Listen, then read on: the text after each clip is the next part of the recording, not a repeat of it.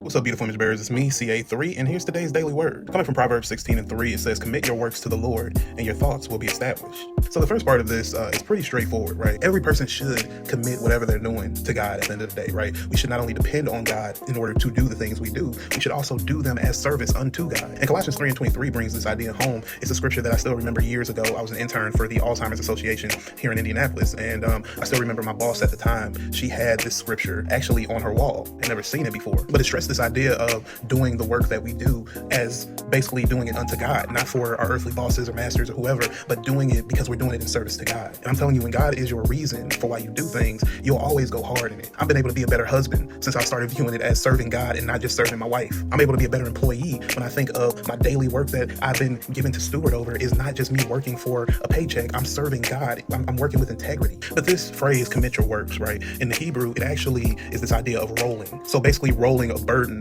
to another person, a burden that's too heavy for me. A very visual picture of this idea. You can actually look at Genesis 29:3. In ancient Jewish times, essentially what they would do is they would go to a well with their sheep in order to water and clean the sheep, and they would have to first roll a stone off of the well. It's this idea of pushing the stone, basically, but instead what we're doing is we're giving it to God. So that burden that you're carrying, you're giving it over to Him. And the thing is, I think a lot of times, we view our own lives and our activities, our plans, our dreams, our goals, we view them as ours. We hold them sacred to us. We have all sorts of things we want to accomplish and whatnot. And that's fine, right? The things that are deep within us to accomplish and get done in this world typically are things that God has placed within us to do. But where we go wrong is when we take the things God has naturally placed in us to do and we do them for ourselves, or we try to do them in our own strength. The illustration here is no.